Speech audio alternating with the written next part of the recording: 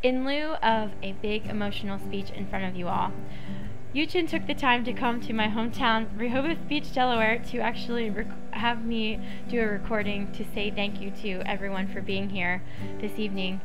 There are so many people to thank, and so many people that have been a part of my career and a part of U.S. field hockey.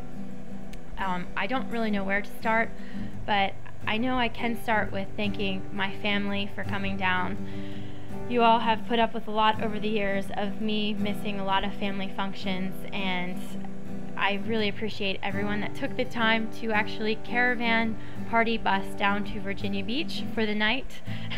I love you all very much and really appreciate you being here. I don't want this to get too boring, and I could really go into deep stories about some U.S. field hockey adventures I've been on, but that might be more one-on-one, so if you would like some more detailed stories, please feel free to come and ask me.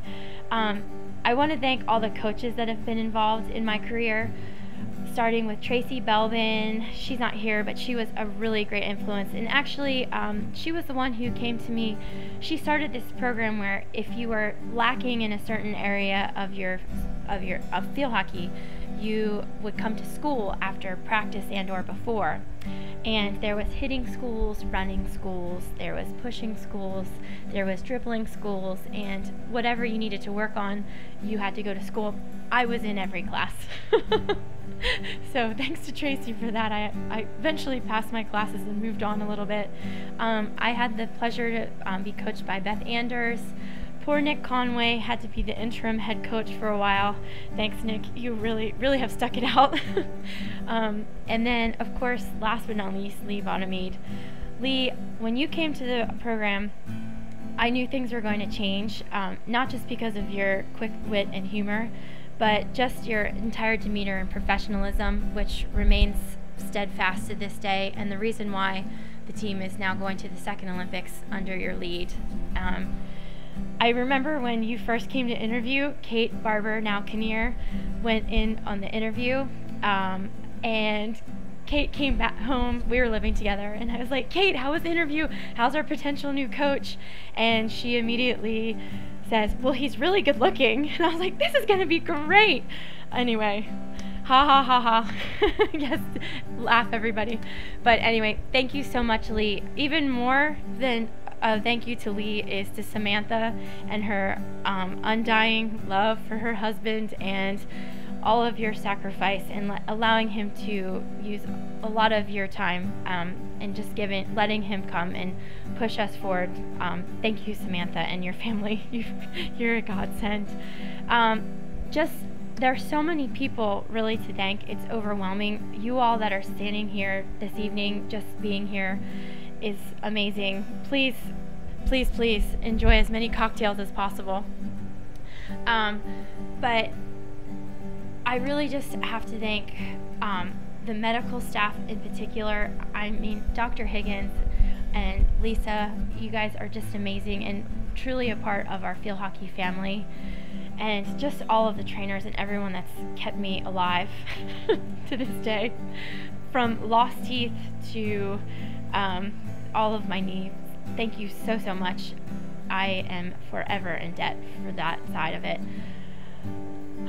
Medical staff, our coaches, there's also a whole side of volunteer coaches that a lot of parents and friends and family don't even know about. It's amazing of how many people give up their personal time to help out and to try to make sure that U.S. field hockey is in the right direction. And I should be toasting all the time. We could be doing a lot of toast right now. Shoot. Anyway, to all of the volunteer staff and the volunteer coaches and everyone that's been on that side of it, thank you. This could get really long. You might go to the bar quickly and then come back. And then we get down to the teammates and the players.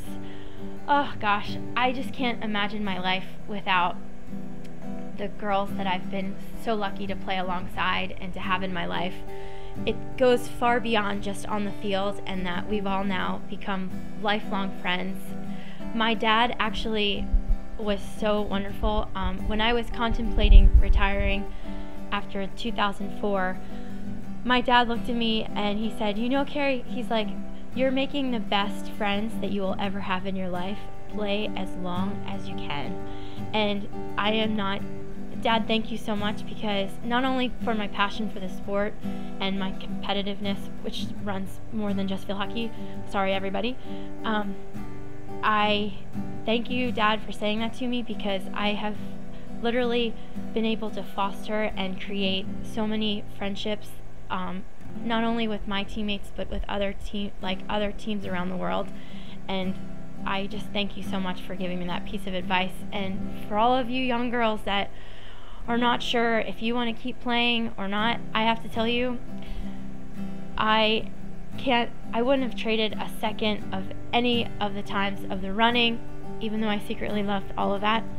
The running, the sports psych, the medical side, like, I wouldn't trade any of that. And the biggest thing I wouldn't trade is having you all in my life. Which leads me to the final portion. Mom and Dad, you don't know this yet. I would like to cordially invite everyone to the U.S. Field Hockey Reunion next year in Rehoboth Beach, Delaware at Jungle Gyms. And Mom and Dad, thanks so much in advance. But as you all know, my family loves having everyone all together, and so do I, more than you can imagine. My dream is to have everyone live in the same town, although I know that's impossible, but at least we can bring everyone together. But I would love if you guys could even ponder that thought for next year at some point. I know it will require a lot, but please think about it. And now that I got that out of the way, just to close, seriously, this party I know is just overwhelming and I appreciate so much, but I would really like it to just be about all of us being together. Please raise your glasses. I'm so glad I don't have to do this in person. Raise your glasses to a successful Olympics, because you all are going to do great. Ladies, you've prepared well on the mental side, physical side, the eating, the sleeping, the heart rates, everything that you've put into this, you're ready, and you're ready to peak at that right moment. So raise your glass to not only a successful Olympic Games, but to a lifetime of great friendships fostered through a sport that we all love. So cheers to everybody. Love you all. Thank you so much for coming. Safe travels. Good luck.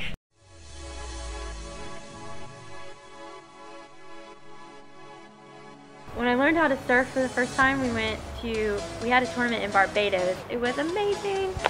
I mean, who would have thought to play field hockey you get to go to Barbados? It's amazing. So we're there, we're in the tournament, we're staying at this beautiful hotel on the beach, but that's how all the hotels are, because Barbados is amazing and it's just all beaches. And our strength and conditioning coach at the time was Mike Waring, who's actually from Virginia Beach. With his brothers have a gym, and they let us work out at the gym. They're amazing.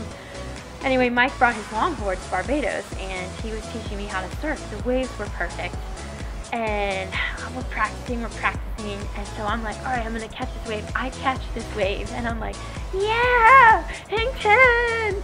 It was amazing. I look back, Mike's like giving me the thumbs up from the water, and then I look back on the beach, and our coach at the time, Beth, was looking at me going, and I was like, oh no. So I'm on the surfboard, I'm like, oh no.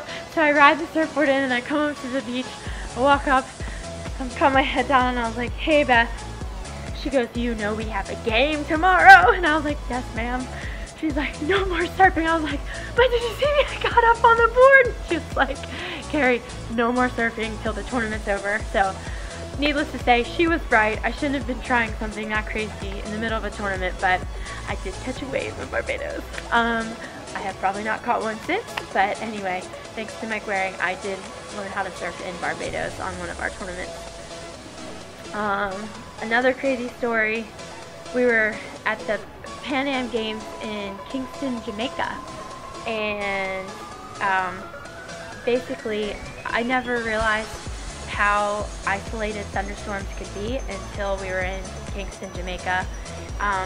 The watering system consisted of garden hoses, and so our poor coach at the time, Tracy, would be out trying to just water the circle where our goalkeeper, Peggy Soar, she would literally just try to hose down her spot in the cage just so that Peggy could slide. She would hose down the push-out spot just so we could get some sort of water there. So we literally had garden hoses. We were all out hosing the field down. until one day, this wonderful clap of thunder, and we were like, yay, it's gonna rain, the pitch will be wet. But no, because in Jamaica, these thunderstorms are so isolated that it only rained on half the field. So literally the thunderstorm came and dumped rain on half the field and not the other half. So we're still out gardening hosing the one side of the pitch. Anyway, good old Kingston, Jamaica. It was a very fun tournament.